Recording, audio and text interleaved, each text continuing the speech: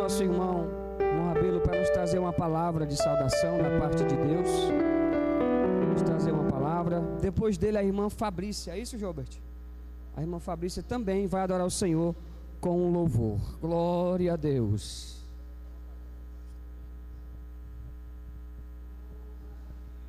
Glória a Deus. Meus irmãos, eu vos saúdo com a paz do Senhor, amém? Eu saúdo a igreja com a paz do Senhor, amém? Quero rapidinho agradecer a Deus essa oportunidade rica, precisa, singular de nós estarmos reunidos na presença do Senhor. A convite do meu amigo, eu posso dizer assim, sem demagogia, meu amigo, meu irmão, pastor Fernando Lima. Tenho um enorme prazer de servi-lo. Queria morar bem pertinho, que eu já estava me congregando aqui com o Senhor, viu? Nem se não quisesse, mas eu vim assim mesmo. Também com um imenso prazer de conhecer o irmão que me trouxe, né, irmão Gilbert? Foi guerra, mas deu certo. Os obreiros que aqui estão, Deus abençoe todos. A esposa do nosso pastor, também Deus abençoe. Eu tinha muito prazer de conhecer essa igreja. Eu sempre acompanho aqui nas redes sociais e vejo o quão mover de Deus precisa nessa congregação. Pastor Fernando, eu trago um abraço, meu pastor Júnior.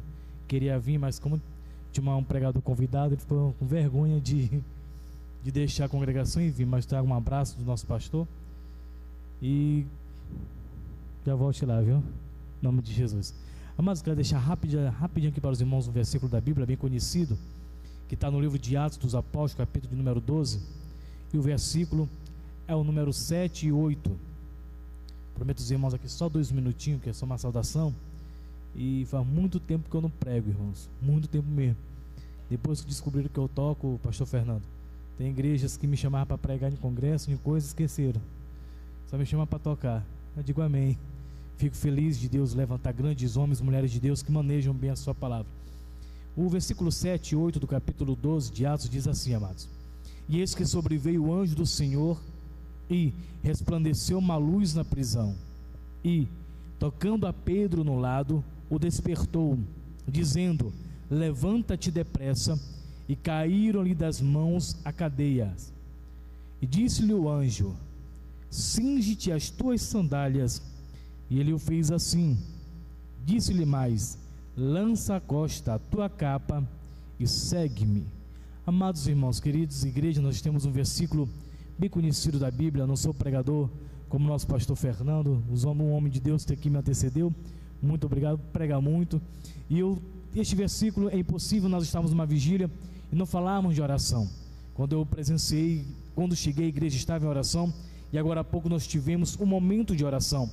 E digo que o objetivo de uma vigília nada mais é, nada menos do que orar, do que buscar a presença do Senhor. Eu fui nascido e criado na Assembleia de Deus, passei um tempo tocando em banda fora por aí, triste momento da vida, e eu lembro que as vigílias eram sempre assim, de portas fechadas, as irmãzinhas cantando os hinos da harpa, e era previsto meia-noite, às vezes amanhecia, de tanto mover e glória de Deus através da oração.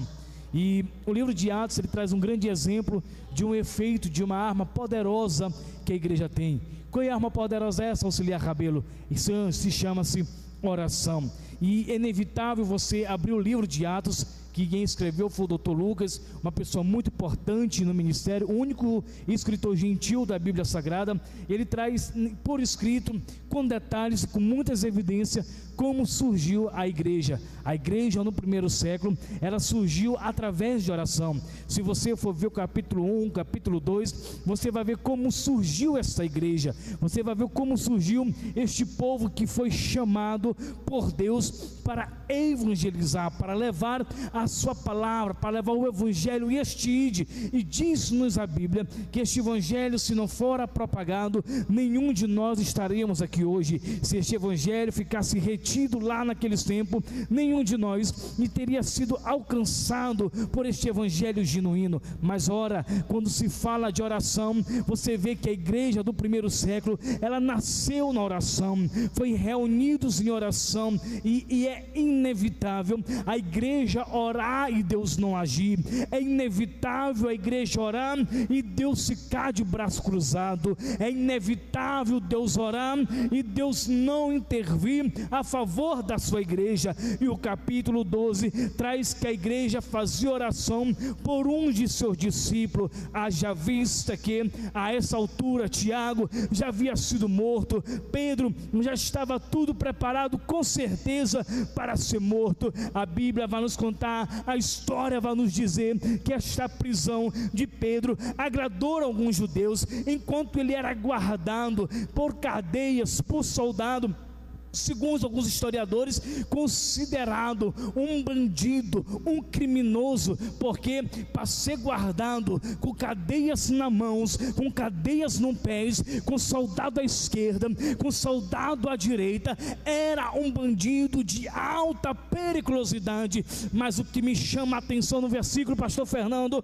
é que meio à sentença de morte, Pedro estava dormindo. Parou para pensar? Quando Deus responde a oração da igreja, Pedro estava dormindo. Para quem está sentenciado de morte, para quem sabe que lhe restava apenas algumas horas de vida, Pedro estava descansando. Uma das armas que a igreja pode ter é a confiança no Deus que serve.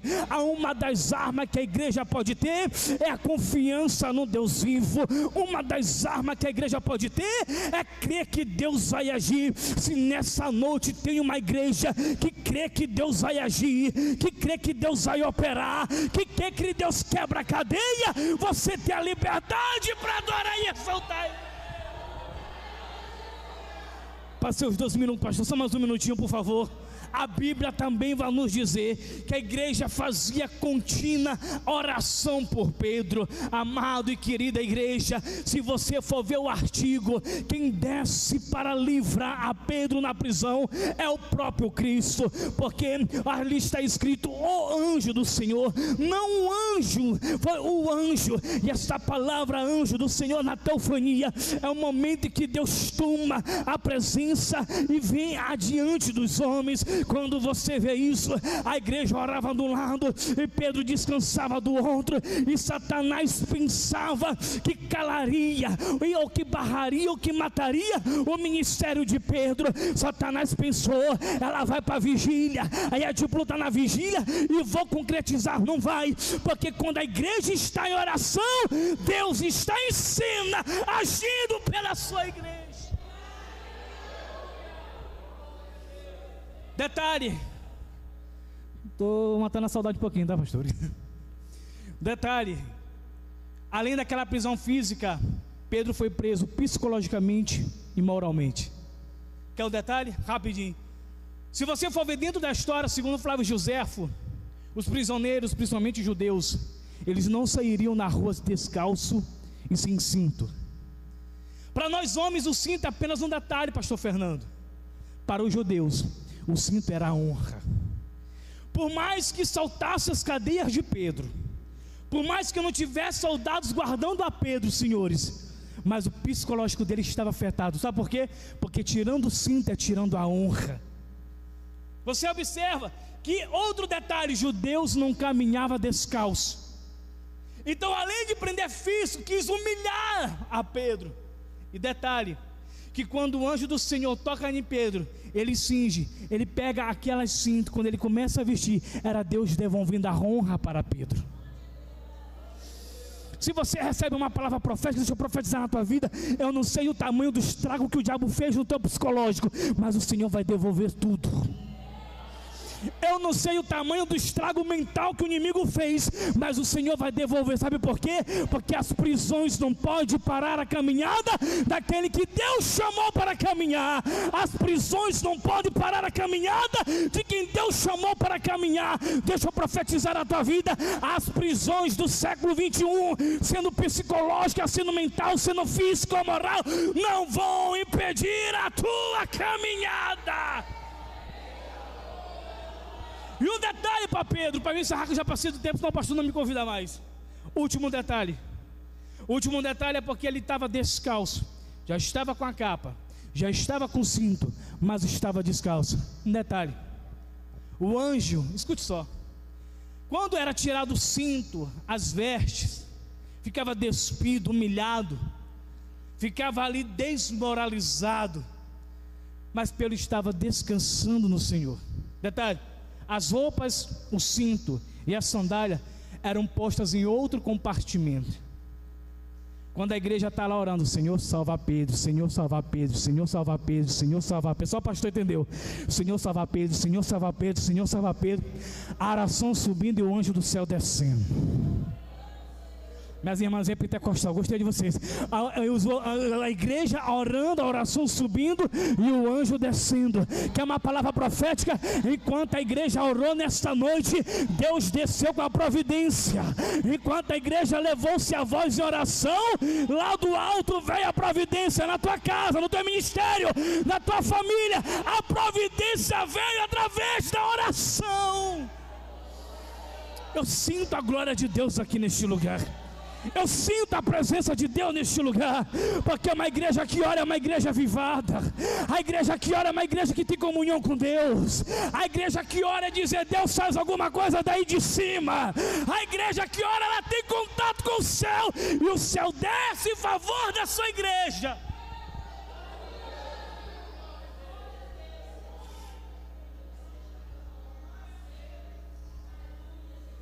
O anjo pega a sandália de Pedro e diz: calça-te. Primeiro lugar, que quando o anjo aparece, a sua glória, o seu brilho resplandece o lugar. Eu nunca vi um crente que gosta de orar e o seu rosto não brilhar, né, irmãzinha? Eu nunca vi, não sei se as irmãs aqui são, quem é dos anos 90 aqui? Já crente do meu tempo. Revelei que eu sou um pouquinho velho. Escute só, eu fui criado numa coisa chamada oração, pastor. A igreja não tinha piso, não era linda desse jeito. Existia uma irmã antiga na Assembleia de Deus chamada Irmã Zizi. Não sei se algumas irmãs chegaram a conhecer. Eu era o tamanho do seu filho, pastor, um pouquinho menor do que ele. E eu olhava os pastores pregando com tanta eloquência. João 3,16, a glória descia. E as crianças correndo na igreja. Hoje tem essas cadeiras maravilhosas, mas no meu tempo era umas ripinhas, uns bancos com 3 ripas que doía a costa. Que ali você andava alinhado, querendo ou não. E ela dizia assim: meu filho, vamos tirar um minutinho de oração. Eu dizia: por que, minha velha? Que eu chamava de minha velha porque ela era muito antiga na igreja, ela me apresentou tal e etc. E ela dizia assim: bora tirar um minutinho de oração. Paz, meu amado. Esta irmã ficava uma hora, só dizendo: Deus, tu és santo, tu és maravilhoso. Deus, tu és santo, tu és maravilhoso. Eu dizia: que hora ela vai começar a orar, que meu joelho está doendo. E ela mesmo de olho fechado, eu botava a chinela no meu joelho. Quem nunca fez isso? Quando eu botava a chinela no meu joelho, ela dizia assim: Rabelo, tira, porque Deus está vendo, tu tem que pagar o preço. Eu disse: como é que essa mulher está sabendo que eu estou com a chinela debaixo do meu joelho?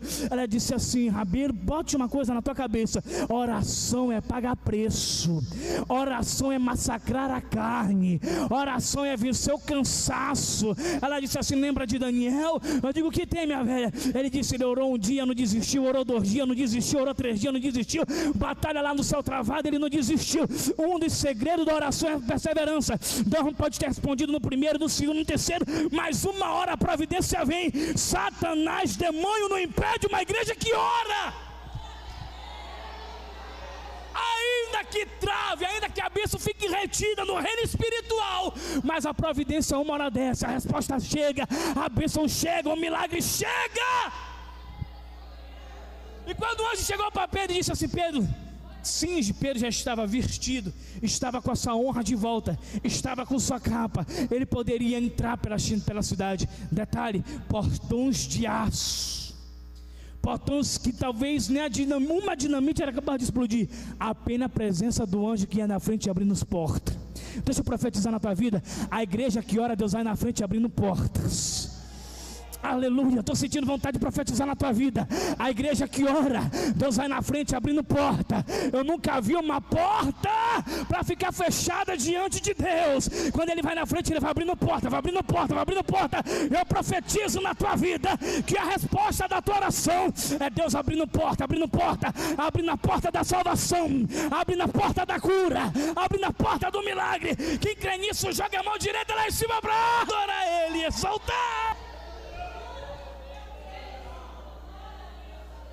Já estou velho, irmão, muito ferrujado. Cansei, pastor, estou velho já.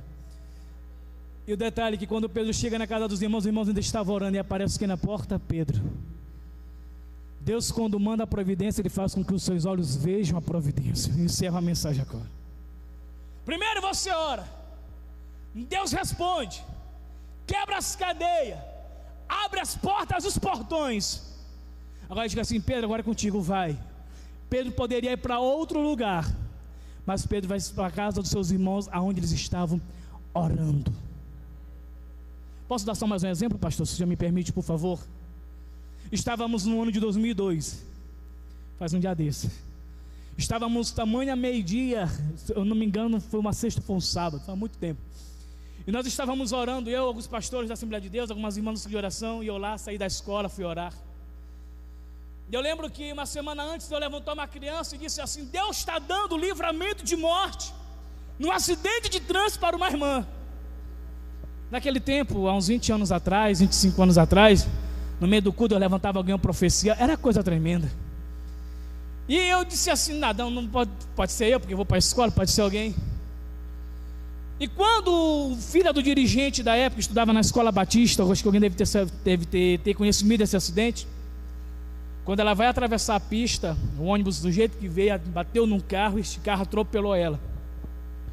E a roda do carro ainda passou por cima da perna dela, mas graças a Deus não esmagou nem nada. Mas o mais prejudicial foi o baque da cabeça dela. E quando o pai chega na igreja, nós estávamos orando, nós tínhamos uma campanha de meio-dia, todo dia de orar. E quando nós estávamos ali orando, o pai entra desesperado e disse assim: irmãos, irmãos, irmãos. A irmã Zezé olhou e disse assim: calma rapidinho, vamos lá no hospital que Jesus vai operar ela. Eu disse: mas como esse irmão só chegou dizendo irmão, irmão, irmão? Ela só com óculos bem aqui, aquele óculos, né, aquele cocôzinho. Aquela irmã disse assim: na hora que aquele ônibus bateu nela, eu vi um anjo descendo. Eu disse: oxe, mas como é que ela sabe disso? Ela não estava nem lá para saber. Aí o pai disse assim: é verdade, a minha filha acabou de sofrer um acidente e ela está no hospital São Domingos, e praticamente nós temos que ir lá para obter o resultado, alguma coisa. Quando chega lá, um dos melhores neuro Norte e Nordeste, chamado Dr. Periguari, não sei se alguém já ouviu falar dele. Chegou na recepção, estava o pastor, estava a irmã Zizi, estava alguns irmãos, e eu lá de gaiato, como sempre, carregava terno, carregava a Bíblia, carregava os paletos dos pastores, com meu tecladozinho para onde eles eu ia estar fazendo fundo musical para eles. Quando ela chegou, ele disse assim: olha, não quero trazer falsa esperança à família, mas vou ter que despachar a jovem, porque a chance do óbito é de 99%. A irmã Zezé, aí o pai começou a chorar, a mãe começou a chorar. A irmã Zezé olhou para ele e disse assim: doutor, não quero discutir o seu profissionalismo, nem desrespeitá-lo, porque o senhor estudou para isso, mas o senhor vai subir e o senhor vai trazer ela na cadeira de roda aqui, vivinha para nós. Ele disse: a senhora não está entendendo, vocês crentes, oh glória, vocês crentes têm mal de dizer que tudo Deus vai fazer. E ela disse assim: se não for Deus, vai ser quem? Quando ele sobe, ela só chegou assim e disse assim: nós não vamos orar alto porque nós estamos no hospital. O Deus que ouve um clamor, Ele ouve também sussurros. As irmãs gostaram, né? O Deus que ouve clamor, Deus também ouve sussurros. Damos as mãos. E demos as mãos, ela começou a orar baixinho. Ela disse: Senhor, eu lembro que tu disse para a irmã Andréia, falei o nome, oh meu pai, Senhor, tu estava lá, Senhor, a promessa ainda não consigo cumprir, Senhor, é tu que traz a existência que não existe, ó Espírito de... Ela falou baixinho, irmão, assim, ela disse: ó Espírito